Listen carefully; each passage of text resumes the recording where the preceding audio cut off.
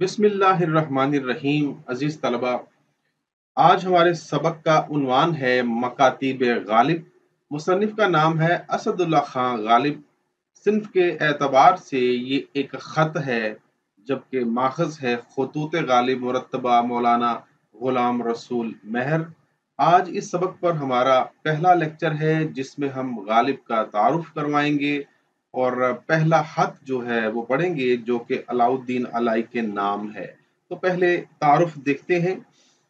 असदुल्ला खान नाम, घर पर मिर्जा नौशा पुकारे जाते थे। पहले असद तखल्लुस किया, फिर गालिब। आगरे में पैदा हुए। तो आगरा जो है हिंदुस्तान का एक तारीखी शहर है, जहाँ पे ताज महल भी बनवाया गया था। नस्लन ऐबक तुर्क थे। वालिद अब्दुल्ला बेग सिपाही पेशा थे। गालिब 5 बरस के थे कि उनके वालिद एक मार्के में मारे गए। गालिब की परवरिश उनके चचा ने संभाली, लेकिन 4 साल बाद वो भी वफात पा गए और गालिब अपने नाना की निगरानी में आ गए। तो वो बचपन उनका यतीमी में गुजरा है। फिर वो अपने नाना के पास आ गए थे उनकी निगरानी में। उन फुवाने शबाब बड़ी बेफिक्री में गुजरा। उन फुवान का मतलब होता है आगाज, और शबाब जवानी को कहते हैं। यानी जवानी का आगाज जो हुआ था, जो नाना की निगरानी में हुआ था, वो बड़ी बेफिक्री में हुआ था। कोई उनको फिक्र नहीं थी, कोई परेशानी, कोई मुसीबत नहीं थी, क्योंकि वो अपने नाना के पास थे। गालिब बुनियादी तौर पर शायर थे और अपनी फारसी शायरी पर फख्र किया करते थे। इब्तदा में खत भी फारसी में लिखते थे, लेकिन बाद में कुछ तो अपनी बढ़ती हुई उम्र और कुछ अपनी जिद्दत पसंदी के बायस उर्दू में खत लिखने शुरू किए। उन्होंने अपने दोस्तों और शागिर्दों को बहुत से खत लिखे, जिनके मजमूए ऊद हिंदी और उर्दू मुअल्ला के नाम से उनकी जिंदगी ही में मुरतब हो गए थे। गालिब अपने अहद और ज़माने की एक नाबगा रोज़गार शख्सियत थे और अपने दौर के इल्मी और अदबी कमालात के अक्कास थे। यहाँ एक मरकब है जी, नाबगा रोज़गार। अगर तफसील से बात करें इसके हवाले से, तो ऐसे शख्स को कहा जाता है जो अशिया, वाक़यात, इंसान, मुआशरे और अपने ज़माने को समझने की कोशिश करे और नज़री मालूमात को जो उसकी समझ में आती है, अमली ज़िंदगी में लाने के लिए हत्तुल इम्कान सही करे, उसको नाबगाए रोज़गार कहते हैं। लेकिन अगर आसान इसका 2-3 लफ्ज़ों में मफ़हूम आप समझना चाहते हैं, तो नाबगाए रोज़गार ऐसी शख्सियत को कहते हैं जो अपने ज़माने की ज़हीनो फ़तीन शख्सियत हो। ठीक है? तो आगे बढ़ते हैं। उनकी शख्सियत अपने तमाम तर रचाव और वुसअत के साथ उनके खतूत में भी झलकती है। रचाव रचने के अमल को कहते हैं, वुसअत फैलाव को कहते हैं। उनके खतूत की अहम खसूसियत उनका उसलूब बयान और ज़ुबान है। उसलूब का मतलब होता है तरीका, ढंग या अंदाज। यानी उनके बयान करने का जो तौर तरीका है, जो ढंग है, वो बहुत ही अहम है। उनके उनके उनके जो खत हैं, उनमें से उनके लिखने का अंदाज जो है, उसकी झलक नजर आती है। उनके खतूत बेसाख्तगी, बेतकल्लुफ़ी, तंज़ो मिज़ाह और ताज़गी और शोही के अनासिर से भरपूर हैं। बेसाख्तगी सादगी को भी कहते हैं, जिसमें बनावट ना हो। बेतकल्लुफ़ी के कई मानी हैं। इसको बेहिजाबी भी मानी इसका लिया जाता है, महरम राज होना भी, या कुर्बत भी कह सकते हैं। तो आसान लफ्ज़ों में जिसमें तकल्लुफ़ ना हो, उसको बेतकल्लुफ़ी कहते हैं। तंज़ो मिज़ाह, मतलब तंज और मिजाह तो आम से अल्फाज हैं, जिसमें मिजाह हो, तंज हो, ताजगी और शोही के अनासर से भरपूर हैं। उनकी जुबान सादा, पुरकार और जोशो वलवला से लबरेज है। पुरकार एक मुश्किल लफ्ज है। इसका मतलब होता है मुरस्सा या जुड़ाव। यानी ऐसी जुबान वो इस्तेमाल करते हैं जैसे कोई कोई मोतियों का हार जो है इस तरह से परोया गया हो। बिल्कुल उसी तरह वो अपनी नस्र और उनकी शायरी में लफ्ज़ जो हैं वो जो शेर की माला में परोए हुए होते हैं, या जो नस्र है उसकी डोर में लफ्ज़ परोए हुए होते हैं। तो ऐसे अंदाज को पुरकारी कहते हैं। ठीक है? कहीं कहीं मुश्किल अल्फाज व तराकीब भी हैं, लेकिन वो भी गालिब की इल्मियत, ज़राफ़त और जिद्दत पसंदी ही की झलक हैं। ज़राफ़त मतलब हंसी मजाक। उनके खतूत में ज़ुबान बयान की रवानी बेमिसाल है। वो अक्सर व बेशतर मुकालमा और कवाफ़ी का इस्तेमाल भी करते हैं। तो कवाफ़ी मतलब काफ़िया की जमा, लेकिन उनमें अक्सर औक़ात तसन्नो के बजाय बेसाख्तगी और ज़राफ़त का इज़हार होता है। तसन्नो बनावट को कहते हैं जी, ठीक है।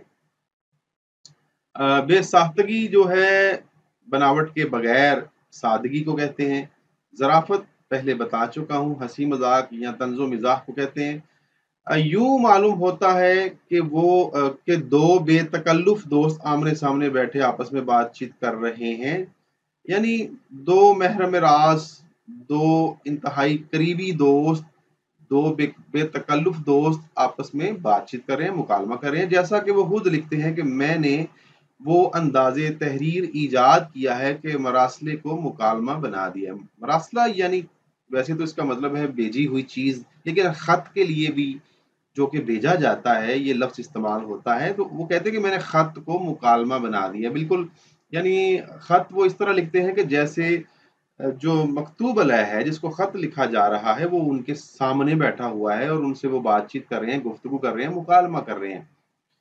हजार कोस से बस ज़ुबान कलम बातें किया करो और हिज्र में विसाल के मज़े लिया करो। यानी ऐसे गुफ्तगू करो, दूरी में दूर रहकर, 1000 किलोमीटर दूर से भी बात करो तो यूं करो कि जैसे जिससे जिसके लिए खत लिखा जा रहा है वो सामने बैठा हुआ है, और जुदाई में विसाल के यानी मिलन के मजे लिया करो। लेकिन इस बेतकल्लुफी और सादगी के बावजूद उनके खतूत में इल्मी और अदबी शान पाई जाती है। मिर्जा गालिब के दो खत शामिल किताब हैं जो अलाउद्दीन अहमद खान अलाई और मिर्जा हरगोपाल तफ्ता के नाम हैं। ये उनका तारुफ भी है जी। अलाउद्दीन अहमद खान मिर्जा गालिब अलाउद्दीन को यानी अलाई को अपना खलीफा सानी समझते थे, यानी अपना जानशीन समझते थे। ये उर्दू और फारसी के बहुत अच्छे शायर और तुर्की जुबान भी बखूबी जानते थे। उनकी वफात 1884 में हुई। दूसरा खत है मिर्जा हरगोपाल तफ्ता। मिर्जा गालिब के बहुत सआदतमंद और फरमाबरदार शागिर्द थे। मिर्जा गालिब उन्हें प्यारे मिर्जा तफ्ता कहते थे। तो आइए जी, अब बात करते हैं उस खत की जो कि अलाउद्दीन अलाई के नाम लिखा गया। तो खत के आगाज में गालिब ने लिखा है जाने गालिब, यानी वो मकतूब अलैह को जाने गालिब से मुखातिब कर रहे हैं और यूं कर रहे हैं जैसे कि मकतूब अलैह उनके सामने बैठा है और वो रूबरू होकर उससे मुखातिब हैं, उससे प्यार से जाने गालिब यानी मेरी जान या गालिब की जान कह रहे हैं। तो ये है वो खूबी जिसका गालिब के तारुफ में मैंने जिक्र किया था, यानी बेसाख्तगी, सादगी, और इस तरीके से बात करते हैं जैसे कि मुकालमा चल रहा हो और जैसे कि सामने वाला जवाब भी देने के लिए तैयार है। लेकिन ये खत है, और खत का ये अंदाज, ये जो गालिब की तहरीर है या उसके उनके मकतूबात हैं, ये उनका खासा है। तो आगाज करते हैं। लिखते हैं कि तुम तो समरे नौरस हो, उस निहाल के जिसने मेरी आंखों के सामने नशो नुमा पाई है, और मैं हवा खा हो साया नशी उस निहाल का रहा हूं, क्यों कर तुम मुझको अजीज ना होगे। समर का मतलब होता है फल, जबकि नौरस का मतलब होता है ताजा फल। तो उन्होंने अपने शागिर्द अलाउद्दीन अलाई के लिए समर नौरस का जो जो मुरक्कब अल्फाज हैं उसका इस्तेमाल किया है। निहाल का मतलब होता है ताज़ा लगाया हुआ पौधा या फिर फलदार दरख्त। तो अलाउद्दीन अलाई के वालिद के लिए उन्होंने ये लफ्ज़ इस्तेमाल किया है। इसकी वजाहत जो है वो मैं बाद में करूँगा। फ़िलहाल मैं मुश्किल अल्फाज के मानी और जुमलों में जो बैन सतूर जो छुपी हुई बातें हैं, जो कि वाक़ई गालिब का ही अंदाज़ है, जो कि ईमायत पाई जाती है, मैं सिर्फ़ और सिर्फ़ अभी उसकी बात करूँगा। हवा हाह का मतलब खैर खाह यानी भलाई चाहने वाला। साया नशीन का मतलब साय में रहने वाला या हम नशीन भी कह सकते हैं। रही दीद व अदीद यानी मेल मुलाकात या मेल जोल। उसकी दो सूरतें हैं, तुम दिल्ली में आओ या मैं लोहारो आऊं। तो दिल्ली जो है ये हिंदुस्तान का दारुल खिलाफा यानी शहर, और लोहारो जो है ये उस वक्त के हिंदुस्तान की, तो दर हकीकत पंजाब में एक नवाबी रियासत थी जिसको लोहारो कहते थे। फिर लिखते हैं, तुम मजबूर मैं माजूर, खुद कहता हूं कि मेरा उज्र जिन्नहार मसमू ना हो, जब तक ना समझ लो कि मैं कौन हूं और माजरा क्या है। देखिए मैंने पहले भी बताया था कि गालिब कवाफी का इस्तेमाल करते हैं नस्र में। तो मजबूर और माजूर ये हम काफिया हैं। मजबूर का मतलब लाचार बेबस, माजूर का मतलब भी बेबस या माजूर का मतलब अपाहज भी होता है। मेरा उज्र, उज्र का मतलब बहाना या टाल मटोल। जिन्हार का मतलब हरगिज नहीं। मसमू का मतलब सुना गया। तो इस जुमले का मतलब ये होगा कि मेरा उज्र या बहाना हरगिज सुना ना जाए, जब तक कि ये ना समझ लो कि मैं कौन हूं और मेरा माजरा यानी मेरा किस्सा, मेरी कहानी क्या है। लिखते हैं कि सुनो, आलम दो हैं। आलम यानी दुनिया या जहान। एक आलम अरवाह और एक आलम आबोगिल, यानी एक रूहों का जहान और एक ये पानी और मिट्टी से बना हुआ जहान जिसमें हम रहते हैं।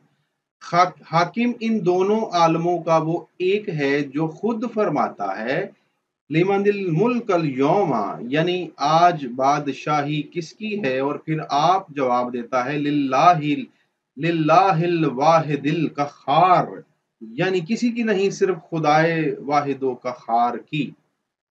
हर चंद कायदा आम ये है कि आलम आबोगिल के मुजरिम आलम अरवाह में सजा पाते हैं, लेकिन यूं भी हुआ है कि आलम अरवाह के गुनाहगार को दुनिया में भेजकर सजा देते हैं। मतलब कि आम कायदा तो यही है कि जो दुनिया के मुजरम हैं वो आलम अरवाह में मरने के बाद सजा पाते हैं, लेकिन वो कहते हैं ऐसा भी हुआ है कि आलम अरवाह के मुजरिम या गुनहगार उनको दुनिया में भेज कर सजा देते हैं, यानी दुनिया में भेजना उनके लिए एक सजा की मानिंद है। तो यहाँ गालिब का इशारा अपनी जात की तरफ है। चुनाचे मैं 8वीं रजब 1212 में रूबकारी के वास्ते यहाँ भेजा गया। तो रूबकारी का लफ्जी मतलब किसी मुकदमे की पेशी के लिए हाजिर होना, लेकिन यहाँ उनका इशारा है अपनी पैदाइश की तरफ। 13 बरस हवालात में रहा। हवालात का मतलब होता है कैद या वो जगह यानी तहवील में रहना। तो जब कोई मुकदमा चल रहा हो, उसका अभी फैसला ना हुआ हो या यानी अभी सजा ना हुई हो, तो मुजरिम को मुल्जिम कहा जाता है। तो मुल्जिम को जहां रखा जाता है जिस कैद में, उसको हवालात कहते हैं। तो यहाँ 13 बरस हवालात में रहने का मतलब क्या है ये मैं बाद में बताऊंगा तशरीह करते हुए। 7 रजब 1225 हिजरी को मेरे वास्ते हुक्म दवाम हब्स सादिर हुआ यानी नाफिज हुआ। हुक्म दवाम हब्स का मतलब होता है यानी कि एक तवील सजा का हुक्म, यानी उम्र कैद आप कह सकते हैं, यानी ऐसी सजा यानी जो कि पूरी जिंदगी के लिए हो या एक तवील मुद्दत के लिए उसका हुक्म सादिर हुआ। तो वैसे तो हब्से दवाम की तरकीब जो है ना वो इस्तेमाल होती है यानी ऐसी लंबी कैद के लिए। लेकिन चूंकि इस खत में हुक्म दवाम हब्स लिखा गया है तो हम इसको यूं ही पढ़ेंगे। एक बेड़ी मेरे पाँव में डाल दी और दिल्ली शहर को जिंदा मुकर्रर किया और मुझे इस जिंदा में डाल दिया। बेड़ी जो है जी एक ऐसी लोहे की जंजीर होती है जो किसी मुजरिम को या मुलजिम को उसके पाँव में डाल देते हैं ताकि वो भाग ना सके। ठीक है, एक जंजीर होती है। जिंदा कहते हैं कैद खाने को। तो यहाँ जिंदान से क्या मुराद है और बेड़ी किसको कहा गया है ये भी मैं तशरीह में बताऊंगा। आगे लिखते हैं, फिक्र नज्म नस्र को मुशक्कत ठहराया गया, यानी सजा के तौर पर उनको। मुशक्कत का लफ्जी मतलब मेहनत होती है, लेकिन कुछ जो सजाएं हैं या जो कैद है वो कैद बामुशक्कत भी होती हैं। तो गालिब ये कहना चाहते हैं कि मुझे जो सजा दी गई वो बामुशक्कत थी, और सजा के तौर पर फिक्र नज्म नस्र जो है उसको मुशक्कत ठहराया गया। फिक्र का मतलब यहाँ पे सोच विचार करना, गौर व फिक्र करना है। तो शायर क्योंकि सोच विचार करते हैं तो इसलिए इस तरकीब को गालिब ने बरता है। फिक्र नज्म व नस्र। बरसों के बाद जेल खाने से भागा। यहाँ जेल खाना किसको कहा गया और कहाँ भागने की बात की गई है, ये भी मैं तशरीह में बताऊंगा। 3 बरस बिलादे शर्किया में फिरता रहा। बिलादे शर्किया का मतलब है मशरकी ममालिक, लेकिन मशरकी इलाके भी इससे मुराद ली जा सकती है। तो हिंदुस्तान के जो मशरकी जो शहर हैं, वहाँ गालिब जो है वो अपने घूमने फिरने की बात कर रहे हैं 3 बरस तक। पयाने कार मुझे कलकत्ता से पकड़ लाए और फिर अ, उसी महबस में बिठा दिया। तो पयाने कार यानी आखिरकार, महबस यानी कैद या जेल। जब देखा कि कैदी गुरेज पा है, 2 हथकड़ियां और बढ़ा दी। गुरेज पा का मतलब यानी भागने को तैयार है। 2 हथकड़ियां, तो ये इस्तियारे इस्तेमाल हुए हैं, ये भी मैं तशरीह में बताऊंगा। पाँव बेड़ी से फिगार यानी अ, जख्मी। हाथ हथकड़ियों से जख्मदार। मुशक्कत मुकर्ररी और मुश्किल हो गई, यानी जो मुशक्कत ठहराई गई थी, तय की गई थी, वो पहले से भी ज्यादा मुश्किल हो गई। ताकत यक कलम जायल हो गई, यानी खत्म हो गई, जाया हो गई। यक कलम अचानक। और बेहया हूँ, तो अपने आप को कह रहे हैं कि मैं बेहया हूँ, बेशरम हूँ। साले गुज़िश्ता बेड़ी को ज़ाविये ज़िंदा में छोड़, माँ दोनों हथकड़ियों के भागा। ज़ाविये ज़िंदान यानी जेल या कैद का एक कोना। मेरठ मुरादाबाद होता हुआ रामपुर पहुंचा। ये जो मेरठ है, ये यूपी का यानी उत्तर प्रदेश का एक जिला है, और मुरादाबाद भी एक हिंदुस्तान का अहम शहर है। और रामपुर जो है ये भी यूपी का एक जिला है। कुछ दिन कम 2 महीने वहां रहा था कि फिर पकड़ा आया। अब अहद किया है कि फिर ना भागूंगा। अहद किया है यानी वादा किया है या कौलो करार किया है कि अब नहीं भागूंगा। फिर लिखते हैं भागूंगा क्या, भागने की ताकत भी तो ना रही। हुक्म रिहाई देखिए कब सादिर हो, यानी देखते हैं कि मेरी रिहाई का हुक्म कब जारी होता है। तो वो यहाँ उनकी रिहाई का हुक्म या कैद से निजात से क्या मुराद है, इस पर भी बात करेंगे। एक ज़ईफ सा इख्तिमाल है कि इसी माह जिल हिज्जा 1277 में छूट जाऊंगा। ज़ईफ यानी बड़ा कमजोर सा इख्तिमाल है, यानी अंदेशा है कि मैं यानी इसी माह यानी जिल हिज्जा के महीने में ही छूट जाऊंगा। तो उन्होंने एक अंदेशा जाहिर किया है कि शायद मुझे रिहाई मिल जाए। बाहर तकदीर, बाद रिहाई के तो आदमी सिवाय अपने घर के और कहीं नहीं जाता। मैं भी बाद निजात सीधा आलमे अरवाह को चला जाऊंगा। तो यहाँ वो अ, बाद रहाई से मुराद मौत के बाद की बात कर रहे हैं। यानी आलमे अरवाह में तो इंसान तब ही जाता है जब वो मर जाता है। तो वो अपने मरने की बात कर रहे हैं, एक पेशगोई सी इशारे किनारे में वो कर रहे हैं। तो अजीज तलबा, आखिर में फारसी का एक शेर लिखा है गालिब ने, जो कि बहुत ही उम्दा है। अगर आप इसके मानी को जान लें और इसके मफहूम को समझ जाएं तो आप भी महसूस होंगे। अक्सर इसको गलत पढ़ा जाता है, इसका वज़न भी गलत, और कुछ अल्फाज का जो तलफ़ुज़ है वो भी गलत पढ़ा जाता है। तो मैंने बड़ी तहकीक और छानबीन के बाद इसका जो सही तलफ़ुज़ है और इसका जो सही वज़न है, जिस बहर में है, उसके मुताबिक मैं इसको पढ़ूँगा ताकि आपका भी फ़ायदा हो। गालिब लिखते हैं कि फ़र्रुहाँ रोज़ के अज़ ख़ानाए ज़िंदा बिरवम, सुए शहरे खुद अज़ीं वादी वीरां बिरवम। तो मैंने आराब भी लगा दिए हैं और कुछ अल्फाज के मानी भी लिख दिए हैं। फर्रुख यानी मुबारक हो या खुशी के लिए भी ये लफ्ज़ इस्तेमाल होता है। का मतलब वो, और रोज का मतलब दिन। अज से मतलब है से, खाना जिंदा यानी कैद खाने से। बिरवम, इसको अक्सर लोग बरूम या बिरोम पढ़ देते हैं, तो ये बिरवम है। इसको बिरवम ही पढ़ेंगे तो बहर पर पूरा उतरेगा या वजन पर पूरा उतरेगा। इसका मतलब है चला जाऊंगा। सुए शहर यानी शहर की समत। خود ازیں خود سے وادی ویراں بروم یعنی ویران گاٹی کی طرف چلا جاؤں گا۔ تو اس کا جو مفہوم ہے یہ نیچے لکھا ہوا ہے، یعنی آسان لفظوں میں، میرے لیے وہ دن کس قدر خوش قسمتی کا حامل ہوگا جس دن میں اس قید خانے یعنی دنیا سے، یعنی اس ویران وادی سے اپنے ہنستے بستے شہر یعنی عالم ارواح کی طرف جاؤں گا۔ تو یہ ہے جی غالب کا پہلا خط، جو کہ استعارات اور تشبیہات اور ایمائیت سے بھرپور ہے۔ تو آئیے اب اس پر ایک ایک کر کے اس کے نکات کی مدد سے اس پر بات کرتے ہیں۔ اچھا جی، سب سے پہلی بات اس میں کہ جن کو غالب نے خط لکھا ہے ان کا تعارف کیا ہے، وہ ان کا نام ہے علاء الدین الائی، جو کہ غالب کے بڑے خاص شاگرد تھے اور جن کو غالب بہت اہمیت دیتے تھے اور کہتے تھے کہ یہ میرا جانشین ہے، یعنی میرے بعد جو ہے یہ میرا جانشین بنے گا۔ تو علاء الدین الائی واقعی بہت اچھے شاعر تھے، فارسی اور اردو دونوں میں لکھتے تھے اور ترک زبان سے بھی ان کو واقفیت تھی۔ ایک اور بڑی اہم بات اس میں بیان کرنے کے قابل ہے کہ آخر غالب نے اپنے اتنے بے شمار شاگردوں اور دوستوں کو خط کیوں لکھے، اس کی وجہ کیا ہے؟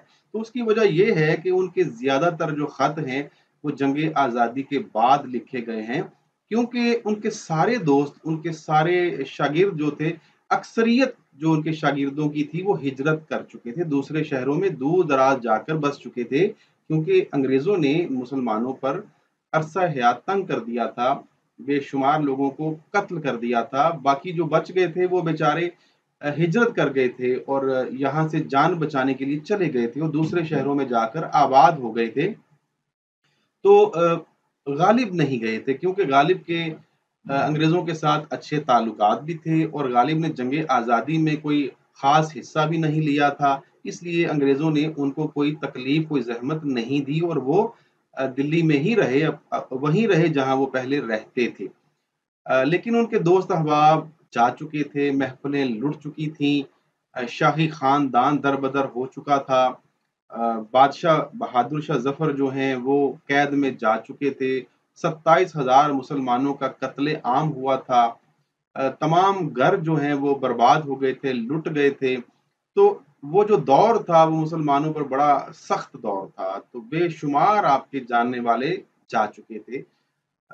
وہ شاعرانہ محفلیں، وہ رونقیں نہیں رہی تھیں، نہ وہ دلی کی رونقیں جو تھیں قائم تھیں، اس کا ذکر میں پہلے بھی بہت سارے اپنے لیکچرز میں کر چکا ہوں۔ تو غالب اپنے من کا بوجھ ہلکا کرنے کے لیے اپنے دوستوں کو، شاگردوں کو خط لکھا کرتے تھے اور یوں لکھتے تھے جیسے کہ سامنے والا آپ کے روبرو بیٹھا ہوا ہے اور آپ جیسے اس کے ساتھ گفتگو کر رہے ہیں۔ تو غالب نے خود جیسے کہ میں نے تعارف میں بھی بتایا، تو وہ کہتے ہیں کہ میں نے مراسلے کو مکالمہ بنا دیا ہے۔ اس کے بعد یہاں جو اس خط میں استعارات کا بھرپور استعمال کیا گیا ہے، یہاں ثمر نورس جو ہے اس سے مراد ہے علاء الدین الائی۔ نہال جو ہے علاء الدین الائی کے والد کو کہا گیا ہے، یعنی نواب امین الدین احمد خان والی لوہارو، ٹھیک ہے، تو وہ لوہارو کے والی تھے اور ان کے بیٹے کا نام تھا علاء الدین الائی۔ تو انہوں نے کہا ہے کہ تم ثمر نورس ہو اس نہال کے، یعنی اس درخت کے تازہ پھل ہو کہ جس نے میری آنکھوں کے سامنے پرورش پائی یا جوان ہوا۔ اور پھر وہ کہتے ہیں کہ میں ہوا خواہ یعنی میں خیر خواہ ہوں اور سایہ نشین اس نہال کا، یعنی نواب امین الدین خان احمد خان کا سایہ نشین بھی رہا ہوں اور میں اس کا خیر خواہ بھی رہا ہوں، یعنی میں اس کی صحبت میں بھی بیٹھتا تھا، اس کی بھلائی بھی چاہتا تھا، اور تم اس کے بیٹے، اس درخت کے تازہ پھل ہو۔ پھر وہ کہتے ہیں کہ کیوں کر تم مجھ کو عزیز نہ ہوگے، یعنی تم تو میرے بڑے قریبی ہم نشین دوست کے بیٹے ہو، تو پھر تم مجھے عزیز کیوں نہ ہوگے۔ تو در حقیقت جو علاء الدین الائی کے والد تھے نواب امین الدین احمد خان، وہ مرزا غالب کے محسن اور ان کے مربی تھے۔ اس کے بعد انہوں نے ملاقات کا تذکرہ کیا ہے کہ ملاقات جو ہے اس کی دو ہی صورتیں ہیں، کیونکہ غالب دلی میں تھے اور جو अलाउद्दीन अलाई थे, वो लोहारों में थे, तो उन्होंने कहा है दो ही तो सूरतें हैं, या तो तुम दिल्ली में आओ या मैं लोहारों आ जाऊं। और फिर खुद ही जवाब देते हैं कि तुम भी मजबूर हो, मैं भी माजूर हूँ। चूंकि हालात अच्छे नहीं थे, गालिब के माली हालात भी कुछ अच्छे नहीं थे, उनकी सेहत भी कुछ अच्छी नहीं थी, तो इसलिए उन्होंने कहा कि तुम भी आने आने से मजबूर हो, नहीं आ सकते, तुम्हें भी कोई मुश्किल है या तुम किसी मुसीबत में हो, और मैं भी बीमार हूँ, या फिर मेरे माली हालात अच्छे नहीं हैं, मैं भी इतनी दूर नहीं आ सकता। फिर वो कहते हैं कि खुद कहता हूँ कि मेरा कोई बहाना ना माना जाए, हरगिज ना सुना जाए, उस वक्त तक कबूल ना किया जाए जब तक कि तुम ये ना समझ लो कि मैं कौन हूँ और मेरा माजरा क्या है। तो दर हकीकत गालिब ये कहना चाहते हैं कि अगर मैं नहीं आ रहा तुमसे मिलने, या किसी तरह मुलाकात का कोई सबब नहीं बन रहा, तो तुम उस वक्त तक मेरा कोई बहाना कबूल ना करना, हरगिज ना सुनना, कि जब तक तुम ये ना जान लो कि हकीकत में मैं हूं कौन और मेरा माजरा, मेरा किस्सा क्या है। एक शेर इस हवाले से मैं गालिब का ही आपको सुनाना चाहूंगा। पूछते हैं वो कि गालिब कौन है, कोई बतलाओ कि हम बतलाएं क्या। तो खत में आगे गालिब फरमाते हैं कि सुनो, जहान दो हैं, एक वो जहान है जहां रूहें रहती हैं, और एक ये जहान है जो पानी और मिट्टी का बना है, जहां हम यानी इंसान रहते हैं। और इन दोनों जहानों का मालिक, इनका हाकिम वही अल्लाह है जो खुद फरमाता है कि लिमनिल मुल्कुल यौमा लिल्लाहिल वाहिदिल कहार। तो ये कुरान की आयत है, इसका मैं तर्जमा या इसका पस मंज़र जो है वो ज़रूर बयान करना चाहूँगा। कुरान में सूरह अराफ आयत नंबर 172 में इस वाक़या का तज़किरा मिलता है। तर्जुमा है कि जब तुम्हारे रब ने बनी आदम की पुश्तों से उनकी नस्ल को निकाला और उन्हें खुद उन पर गवाह ठहराया था, और फिर उसने पूछा था कि क्या मैं तुम्हारा रब नहीं हूँ? सब ने जवाब में कहा, क्यों नहीं, आप ही हमारे रब हैं, हम इसकी गवाही देते हैं। ये अहद हमने इसलिए लिया कि क़यामत के दिन कहीं तुम ये ना कह दो कि हम तो बेखबर रहे हैं। तो गालिब ने इस आयत की तरफ इशारा किया है, तो एक तरह से ये तलमी बन जाती है, किसी आयत की तरफ इशारा करना भी तलमी कहलाती है। तो गालिब ने फिर खुद कहा कि दोनों जहानों का जो खालिक है, मालिक है, हाकिम है, वो वही खुदा है जो वाहिद कहार है, जो खुद कहता है कि बताओ आज बादशाही किसकी है, और खुद ही जवाब देता है कि सिर्फ अल्लाह ताला की, जो वाहिद है, जो कहार है। तो फिर लिखते हैं कि आम तौर पे तो यही कायदा है कि इस पानी और मिट्टी से बनी हुई दुनिया के मुजरिम को मरने के बाद आलमे अरवाह में सजा दी जाती है। लेकिन कुछ ऐसे भी हैं, ऐसे मुजरिम जो कि आलमे अरवाह के मुजरिम या वहाँ के गुनहगार हैं, उनको सजा के तौर पर इस दुनिया में भेज दिया जाता है। तो गालिब ने अपनी तरफ इशारा किया है, वो ये कहना चाहते हैं, वो ये बताना चाहते हैं कि शायद मैं आलमे अरवाह का मुजरिम हूँ, या पैदा होने से पहले मुझसे कोई खता हो गई है, या फिर मैं वहाँ का गुनहगार हूँ, तो अल्लाह ताला ने मुझे सजा के तौर पे दुनिया में भेज दिया है। यानी ये जिंदगी मेरे लिए एक सजा है, एक कैद खाना है। तो चूंकि गालिब की जिंदगी बड़ी मुश्किलों में गुजरी, मसाइब में गुजरी, परेशानियों में गुजरी है, तो इसलिए वो अब इस जिंदगी को अपने लिए एक कैद, एक सजा तस्वुर करते हैं। तो इसका जिंदगी की मुश्किलात और परेशानियों का जिक्र उनकी नस्र और शायरी दोनों में मिलता है। एक शेर जरा देखिए उनका, जिंदगी अपनी जब इस शक्ल से गुजरी गालिब, हम भी क्या याद करेंगे कि खुदा रखते थे। तो खत में आगे गालिब ने अपनी जिंदगी की सख्तियों को, परेशानियों को, मुसीबतों को इख्तियाराती और तशबीहाती अंदाज में पेश किया है। बल्कि मैं तो ये भी कहूँगा कि उन्होंने अपनी पैदाइश को, अपनी शादी को भी इस्तियारे के पर्दे में बयान किया है। बहुत ही उम्दगी के साथ, शायद गालिब के अलावा कोई और होता तो इतनी उम्दगी के साथ, इतने सलीके के साथ, इतने खूबसूरत इस्तियारों के पर्दों में वो अपनी जिंदगी की कहानी बयान ना कर पाता। ये फ़कत गालिब का ही ख़ासा है। तो गालिब कहते हैं कि चुनाचे में 8वीं रजब 1212 में रूबकारी के वास्ते यहाँ भेजा गया। तो उनके कहने का मतलब ये है, रूबकारी इस्तियारा है उनकी पैदाइश का। यानी उनके कहने का मतलब ये है कि मैं आलम अरवाह का मुजरिम था, गुनहगार था, तो मुझे सजा दी गई, मुझे इस दुनिया में भेजा गया, यानी मेरी पैदाइश हुई, मैं इस दुनिया में आया, तो दुनिया में आना मेरे लिए जो है वो किसी मुकदमे की पेशी के बराबर है। तो 8वीं रजब 1212 में चूंकि गालिब पैदा हुए थे, तो लिहाजा रूबकारी से मुराद उनकी पैदाइश है, यानी इस दुनिया में वो आए थे। फिर उन्होंने कहा कि 13 बरस हवालात में रहा। यानी देखिए, गालिब की बायोग्राफी अगर पढ़ी जाए तो आपको अंदाजा होगा कि एक एक लफ्ज में कितनी गहरी बातें हैं और कितने खूबसूरत इस्तियारे हैं। चूंकि अपनी पैदाइश से लेकर 13 बरस तक वो आगरा में ही रहे थे, और 13 बरस में जब उनकी शादी हो गई थी तो फिर वो दिल्ली आ गए थे। तो इसलिए उन्होंने कहा है कि 13 बरस में हवालात में रहा, यानी ऐसी जगह जहां पे अभी मुकदमे की कार्रवाई जारी थी, अभी मुझे उम्र कैद नहीं हुई थी, मुझे कैद बामुशक्कत नहीं सुनाई गई थी। 13 बरस तक मैंने मुकदमे की जो है वो पेशियों पर मैं जाता रहा और आगरा में रहा। तो यहाँ हवालात से मुराद आगरा के 13 साल। फिर वो कहते हैं कि 7 रजब 1225 को मेरे वास्ते उम्र कैद का हुक्म सुनाया गया। तो यहाँ जो उम्र कैद है या जो उनको सजा सुनाई गई, उससे मुराद है उनकी शादी। तो कह दिया गया कि अब तुम्हारी शादी होगी।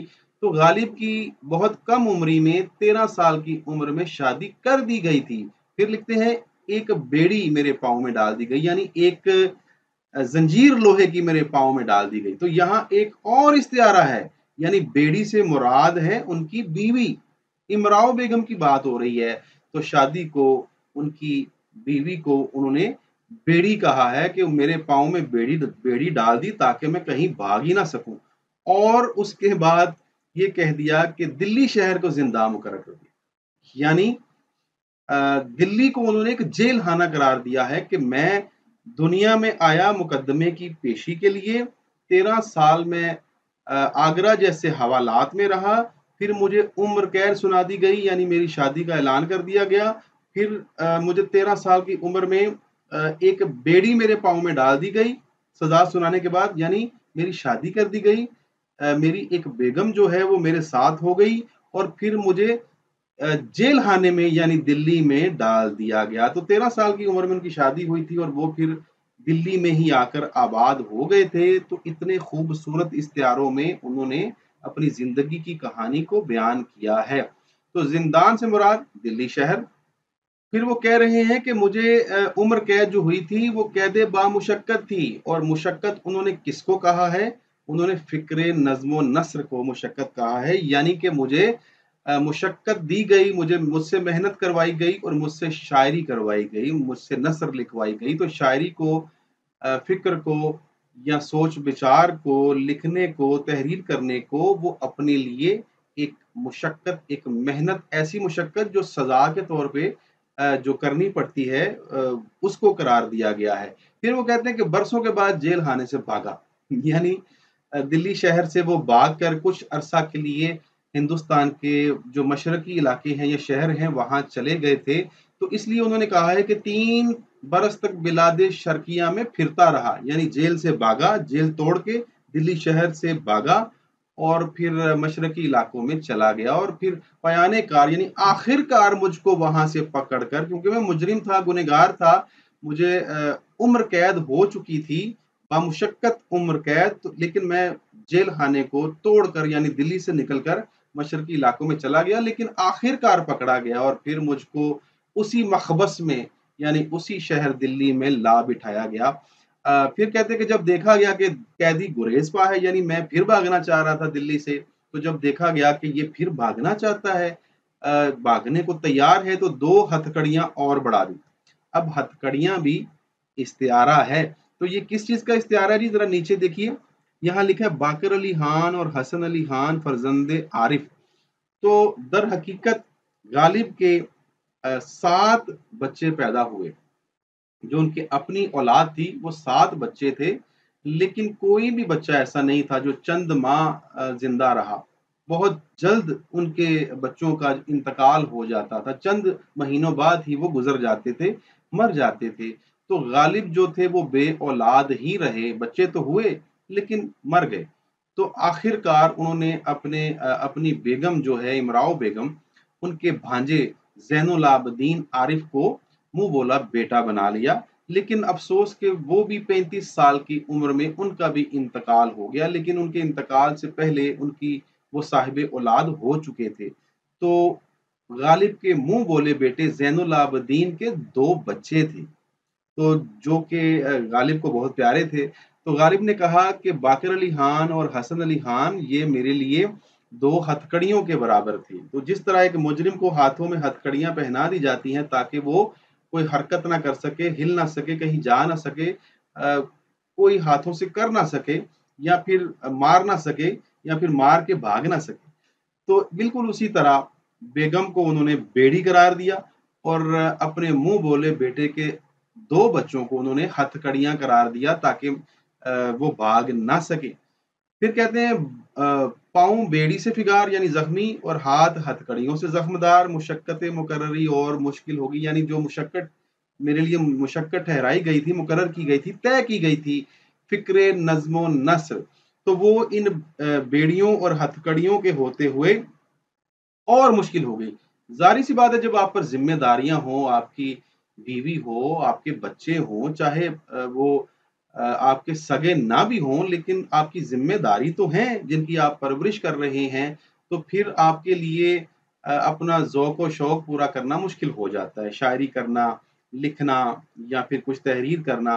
تو انہوں نے کہا کہ جو میری مشقت تھی وہ اور مشکل ہو گئی۔ پھر کہتے ہیں کہ میری طاقت جو ہے وہ یکسر بالکل زائل ہو گئی، ختم ہو گئی، بے حیا ہوں، پھر بھی میں بے شرم ہوں، پھر بھی کچھ نہ کچھ لکھتا رہتا ہوں، یا کچھ نہ کچھ تحریر کرتا رہتا ہوں، یا مشقت کرتا رہتا ہوں۔ پھر کہتے ہیں کہ سال گزشتہ بیڑی کو زاویے زنداں میں چھوڑ ماں دونوں ہتھکڑیوں کے باغ۔ ایک عجیب بات کی انہوں نے، زاوی زندان یعنی کہ قید خانے کے کونے میں، یعنی اپنی بیوی کو میں دلی کے ایک کونے میں چھوڑ کر دونوں ہتھکڑیوں سمیت، یعنی اپنے منہ بولے بیٹے کے بچوں سمیت میں وہاں سے بھاگا، یعنی وہ اپنی بیوی کو دلی شہر میں چھوڑ کر اپنے منہ بولے پوتے جو ہیں ان کو ساتھ لے کر دلی سے چلے گئے۔ کہاں گئے؟ میرٹھ گئے، مراد آباد گئے، رامپور پہنچے۔ تو انہوں نے 3 شہروں کا ذکر کیا ہے۔ پھر کہتے ہیں کچھ دن، کچھ مہینے، یعنی کچھ دن کم 2 مہینے وہاں رہا، پھر پکڑایا، یعنی پھر دلی آ گیا، اور اب عہد کیا ہے، وعدہ کیا ہے کہ اب کبھی نہیں بھاگوں گا، یعنی اب دلی سے کہیں نہیں جاؤں گا۔ پھر کہتے ہیں بھاگوں گا کیا، بھاگنے کی طاقت بھی تو نہ رہی، یعنی اب وہ ضعیف ہو چکے تھے، بوڑھے ہو چکے تھے، اور اب ان میں وہ طاقت، وہ توانائی نہیں رہی تھی جو پہلے تھی۔ تو اس لیے کہتے ہیں کہ اب میں نے کیا جانا ہے، اب میں نے کہاں بھاگنا ہے، اب تو عمر ہو چکی ہے، ساری زندگی گزر چکی ہے۔ پھر کہتے ہیں حکم رہائی دیکھیے کب صادر ہو۔ یہ پھر ایک اور استعارہ ہے، مطلب یہ ہے کہ یہاں حکم رہائی سے مراد ہے موت کا پروانہ، یعنی کب مجھے اس زندگی کی قید سے، اس سزا سے مجھے رہائی ملے گی، یعنی کب میں مروں گا اور میری جان چھٹے گی۔ تو زندگی کو وہ اپنے لیے سزا تصور کرتے ہیں، عمر قید، شادی کو عمر قید تصور کرتے ہیں، بیوی کو بیڑی تصور کرتے ہیں، اور پوتوں کو جو کہ منہ بولے بیٹے کے بچے تھے ان کو وہ ہتھکڑیاں تصور کرتے ہیں، دلی کو وہ قید خانہ یا جیل تصور کرتے ہیں۔ تو وہ کہتے ہیں کہ دیکھیے اب کب میری جان چھوٹتی ہے ان سب سے، کب موت آتی ہے اور مجھے رہائی ملتی ہے اس جسم سے، میری روح کو دیکھیے کب رہائی ملتی ہے۔ پھر کہتے ہیں ایک ضعیف سا احتمال ہے، یعنی کمزور سا ایک اندیشہ ہے کہ اسی ماہ ذی الحجہ میں، یعنی انہوں نے ایک اندیشہ ظاہر کیا ہے کہ ہو سکتا ہے کہ میں اسی ماہ ذی الحجہ میں، یعنی 1277 میں چھوٹ جاؤں گا، شاید میں چھوٹ جاؤں یا چلا جاؤں اس دنیا سے۔ باہر تقدیر بعد رہائی کے تو آدمی سوائے اپنے گھر کے اور کہیں نہیں جاتا۔ تو انہوں نے عالم ارواح کو اپنا گھر قرار دیا ہے، یعنی پھر استعارہ استعمال کیا ہے اور کہا ہے کہ میں، ظاہر ہے جب انسان جیل سے چھوٹتا ہے تو آخر کار اپنے گھر ہی جاتا ہے اور کہیں نہیں جاتا۔ تو پھر وہ کہتے ہیں کہ میں بھی نجات پا کر اس دنیا سے چلا جاؤں گا، رخصت ہو جاؤں گا، اپنے گھر چلا جاؤں گا، کیونکہ یہ دنیا میرے لیے ایک جیل خانہ ہے، اور میں اس जेल खाने से रुखसत होना चाहता हूँ, रिहाई पाना चाहता हूँ। इस आलाइशों भरी ज़िंदगी से मैं निजात पाकर अपने घर यानी आलम अरवाह में चला जाऊँगा। तो उनकी ज़िंदगी जो है बड़ी मुसीबतों, परेशानियों और दुखों और तकलीफ़ों से गुज़री है और इस हवाले से उन्होंने बहुत सारे अशआर भी कहे हैं। आखिर में एक शेर पेश करना चाहूँगा। पिन्हा था दाम सख्त करीब आशियान के, उड़ने ना पाए थे कि गिरफ्तार हम हुए। और आखिर में उनका फ़ारसी का शेर, उसका तर्जुमा मैं दोबारा पढ़ना पढ़ना चाहूँगा और फिर आपसे इजाज़त चाहूँगा। तो इसलिए गालिब ने इस दुनिया से जाने का ज़िक्र अपने शेर में किया है और कहते हैं कि मेरे लिए वो दिन किस कदर खुशकिस्मती का हामिल होगा जिस दिन मैं इस कैद खाने दुनिया से यानी इस वीरान वादी से अपने हंसते बसते शहर यानी आलम अरवाह की तरफ चला जाऊंगा। तो वो अपने शहर को यानी आलम अरवाह को याद कर रहे हैं और इस दुनिया से निजात पाना चाहते हैं और वो अपनी दुनिया में वापस जाना चाहते हैं। तो इसके साथ ही अजीज तलबा मुझे इजाज़त दीजिएगा। अल्लाह हाफ़िज़।